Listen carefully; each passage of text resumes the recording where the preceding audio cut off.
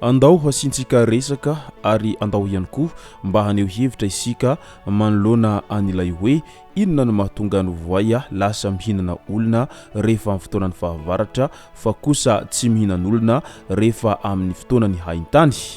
Ka ny pitsopitsony mahakasika an'izay ny fakafakaina amintsika atao anatin'ity vidéo ity ka manasantsika rehetra anaraka an'ity vidéo ity hatramin'ny farany.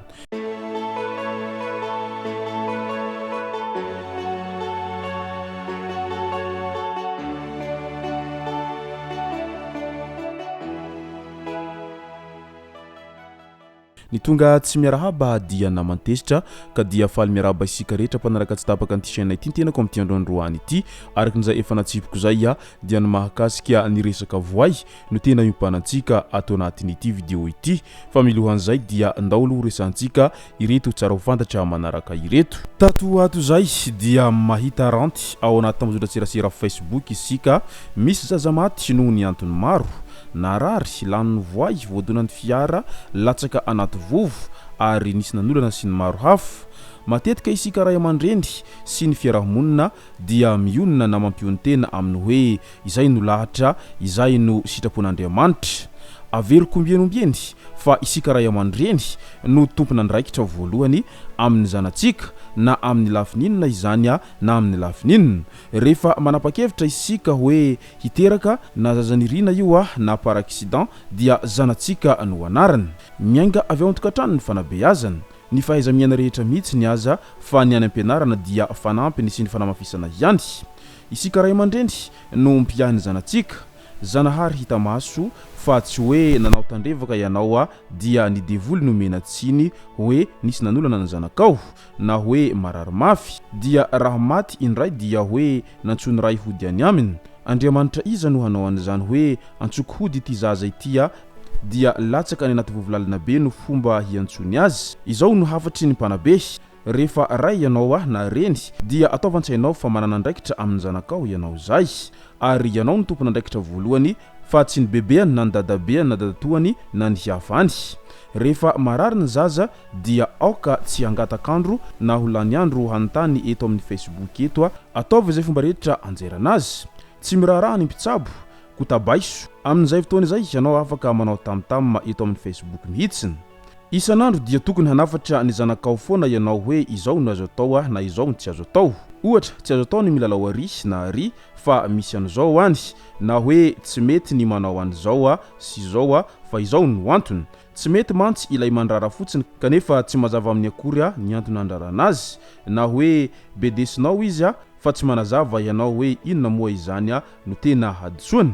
Aoka tsy ho sasatra mihitsy ny sika reny na ny ray aman-dreny ampianatra sy anabe ny zanatsika. Mila manokana fotoana iresahana aminy isika hanoroana azy izay tokony ho fantariny, hanadiadiana ihany koa hoe inona ny olany. Tadidio fa na tsy miteny sy tsy mitaraina ny zanakao dia mety manana olana izy any ambadibadika any. Anjaranao ny manatiady an'izany, manana fotoana hiarahana amin'ny zanaka. Mety ilaza isika hoe sahirana mitady vola, sahirana amin'ny fiainana. Ho aniza nefa ny ilay vola tadiavina dia raha misy manjoy ilay zaza vao hoe tahak'izay ka tahak'izay na nenina etsiroho. Mila mahay mandahatra fotoana fa tsy misy an'izany hoe tsy manam-potoana mihitsy ny zany isika ray aman-dreny. Raha sanatria misy manjoy ny zanakao dia ny tenanao aloha no anontaniana voalohany hoe inona ny fandraisana andraikitra izay nataoko tamin'ny zanako iny. Tena nanoro azy ny tokony hatao ve ianao? Nanazatra azy tamin'ny lalana tokony halehany ve ianao? Fa isika mantsy mihevy tena foana hoe tiany zanatsika. Eny tsy diso zany fa tia azy toy ny ahoana nefa ny sika. Fitiavana mamelona ilay izy sa fitiavana mamono. Ome fitiavana mitovy ny zanakao rehetra fa aza sina fiangarana. Ianareo ve tsy mahatsapa hoe izay hiangarana foana no manindrona ivo, izay hiangarana foana no mandisy fanantenana? Iny zanakao hiangaranao iny no hazo fijaliana indrindra. Rehefa hiteraka dia mila vonina amin'ny fitaizana sy amin'ny fanabeazana ny zanakao, indrindra fa ny famelomana. Tsy ny safidy ho tonga tety an-tany ny zanakao fa matoa izy zay nateraka dia fanapahan-kevitrao reniny sy ny dadany. Mazoto ery teo am-panamboarana koa rehefa hitaiza toa mialangalana ny sasany. Velona salama tomady hendry tafita miaina milamina anaty fahasambarana ny zanakao dia misy idiran'ireo ray aman-dreny izany. Marary mijaly mitsipozipozy maditra sahirana maloto maty mbola kely ny zanakao dia tsy maintsy misy andraikitra ny reny na ray foana no nahatonga n'izany na tianao na tsy tianao. Azalany andro mitady boky emisera hanilihana ny tsy fandraisanao andraikitrao amin'ny zanakao ianao. Natao ireny rehetra ireny mba ho fanerana fotsiny fa tsy hoe mandatsakory ho an'ireo ray aman-dreny izay voa tao anatin'izany rehetra izany, fa natao trafikinany miamahery izy iny ambava homana ampo mieritreritra. Ka noho izany dia tokony ho samy tonga saina avokoa ny ray aman-dreny rehetra amin'izay andraikitra izay tokony ataony amin'ny zanany izay, ary tsy tokony avelavela fotsiny amin'izao ny zaza fa mba sy ho fanaraha-maso ihany ny toerana alihany sy ny zavatra ataony rehetra. Andao amin'izay asiantsika resaka ny mahakasika an'ilay zaza izay maty lanin'ny Voay. Raha ny fanazavana mahakasika ny Voay izay nihinan'olona tao amin'ny commune rurale Bereva district'ny Belosirtsirbina. Fanazavana avy amin'ny lehiben'ny gendarme ao Menabe manambara ireo vaovao izay vao marina. Zazalahy eo amin'ny 20 taona no nihoan'ny Voay ary nateliny raha sendra nandeha teny amoron'ny renirano Tsirbina tao Bereva ny alarobia fa 4 martsa 2024 tokony tamin'ny 7 ora maraina. Niezaka nampiasa izay fitaovana tena ampelatana ny vahoaka sy ny zandary saingy tsy nahitam-boka izany rehetra izany. Mifamory ireo tompona ndraiky mpanjakana na miaraka amin'ny vahoaka eny fotony amin'izao fotoana izao hanamafisana ny toromarika mahakasika ny fivezivezena manamorona ny renirano Tsirbina na ireo ranovory manodidina. Araky ny feo avy amin'ny fianakaviana sy ny tompona andraikitra any fotony dia hita teo amin'ilay renirano tokony tamin'ny 12 ora mahery 12 minitra teo eo tamin'ny andro nomaly iny ny tapany ambanin'ilay zaza araky ny vaovao izay marim-pototra raha toaka lanin'ny Voay kosa ny tapany ambony. Mbola tsy hita kosa ilay Voay izay nahafaty an'io zaza io hatramin'izao, ka iangaviana isika mba hanome vaovao marim-pototra mba tsy hampisavorovoro ny saim-bahoaka. Mitohy ny haza Voay izay ataon'ireo fokon'olona sy ny mpitandro ny filaminana any an-toeran'any amin'izao fotoana izao. Io ny hafatra sy fanambarana avy amin'ny tompona andraikitra any an-toeranany manoloana an'izay resaka Voay ny hinan'olona tany Bereva izay. Ao anatin'izay resaka Voay izay hatrany dia andao asiantsika resaka inona marina no antony mahatonga ny Voay rehefa fotoanan'ny fahavaratra dia lasa mihinan'olona. Fomba fiadin'ny Voay sy ny fomba ihinanan'ny Voay ny hazany. Ny Voay dia iray amin'ireo biby izay mpihaza mahery indrindra amin'ny rano. Ireto ny zavatra ataony rehefa miady na rehefa mihaza izy ao anatin'izany rehetra izany.